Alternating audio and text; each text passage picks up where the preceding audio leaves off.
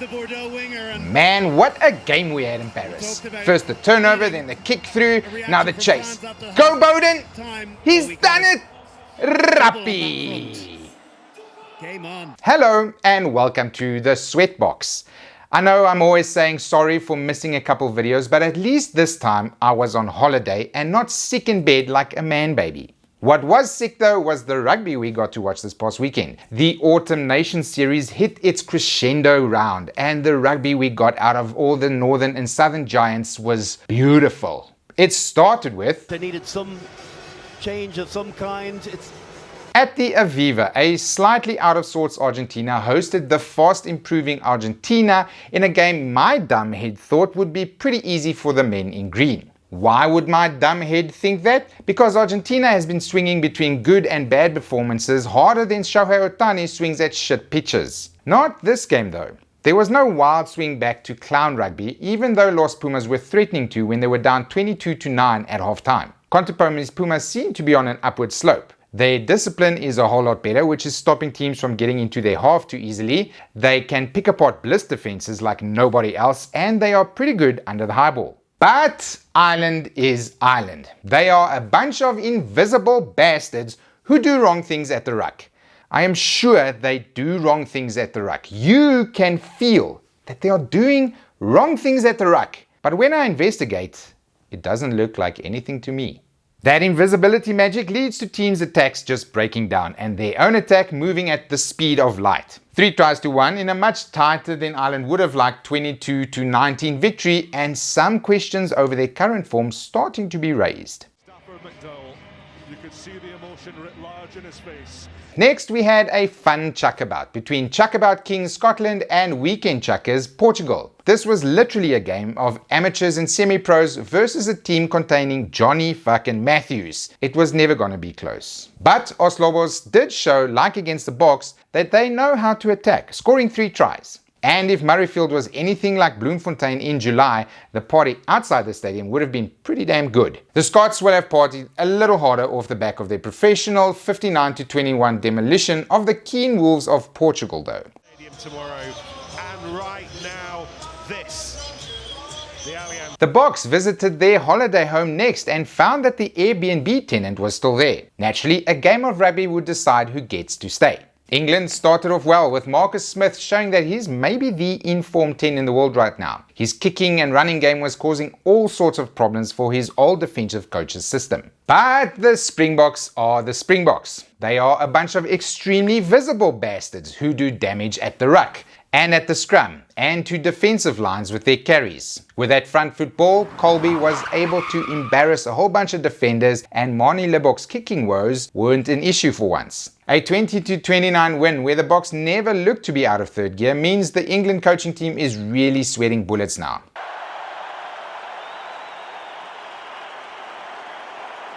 Paris hosted the late game on Saturday, and game is maybe a poor way to describe what we witnessed. Maybe event, or red letter day, or Tomorrowland. The show the French were putting on before the game was already mind-blowing, and the game itself eclipsed all of that somehow. Ardie Savea was wearing the 7 on his back and had space in the tram lines to cause all kinds of havoc. When Tamaiti Williams wasn't destroying the French scrum, he was putting in lovely back passes to open up the back line. And Cam Roygaard seems to have made that AB's 9 shirt his own now, which is what we all kind of expected. On the French side, for once, Ramos was cleaning up messes like his much hotter friend. Geld Ficou was marshalling that defense like a famous general I can think of, and Louis Bielbarré ran and ran and ran. It was the best game of rugby this year, and the French managed to extend their winning run over the All Blacks to 3 games with a 30-29 squeaker. For rugby, wherever you look, up-and-coming nations are smudging with relish. Saturday rolled around and Italy had their toughest ever game against Georgia. Luckily, they won it, or it might have renewed all that Georgia should be in the Six Nations chat again, but not to replace Italy. Instead, Wales's head might have been on the chopping block. They took on the Wallabies, who were brimming with confidence after their walk-off try against England, and the match started, continued and ended pretty poorly for the hosts. That's 11 losses in a row now for Wales, and they only need to beat the Springboks to stop that from hitting 12. Yikes. For the Wallabies, well, they might not be a top 5 or 6 team just yet, but there is actual improvement on display. They are able to keep the ball for multiple phases now. Their discipline is getting better, and Rob Valentini is no longer the only good player on the field. A massive 20-52 win has boosted the Wallaby confidence levels even higher, and their game against Scotland is going to be a must watch. Those were the only matches I managed to watch over the weekend, so they were the only ones I dared to talk about. But what do you want from me? That's like 11 hours of rugby. If I wanted to watch anything more, which I know there were plenty of, I would need like 2 more TVs, about 5 VPNs, and a pirate ship. Give me a break. It's the same again this weekend, so let's enjoy what's left of the international rugby season in that post-World Cup silly season. It's been a pretty good one for me, I'm not gonna lie. And if it hasn't, don't worry, it'll all be over soon. Now, you might have noticed I only touched on all the games over the weekend very lightly because there's too many, and who gives a fuck about thrilling on-field action when there is World Rugby Awards to get angry about?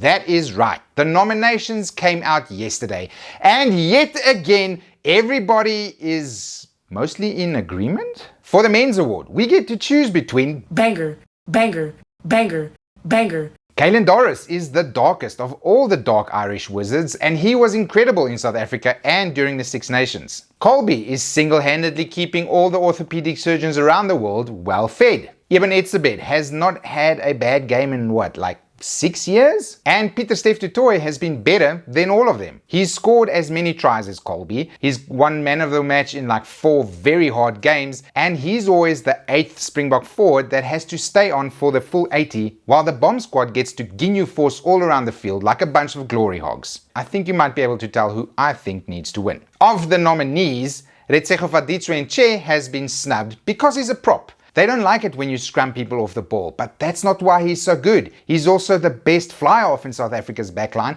and the best defender. The man should be on that list. For the women, it would probably be Ellie Kildan. Not because I have some deep knowledge of women's rugby, I barely ever have time to watch it, but it just seemed like Ellie Kildan's name was written in all caps online most of anyone this year. And watching her highlights confirms why. I am not fucking touching the Sevens nomination, so let's move on. For Breakthrough Player of the Year, I have to be picking between the industry plant and Wallace Sititi. Now, Sasha has played more games and he was amazing, even against New Zealand. But Sititi's holy shit that's amazing to minutes played ratio is higher, so I think he should be getting the flowers.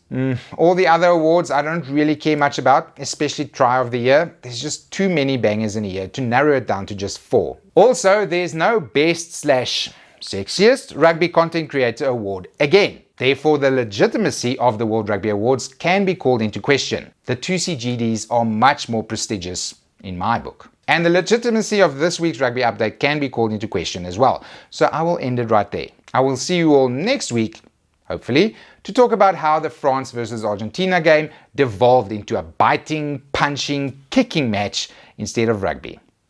That'll be cool. Bye!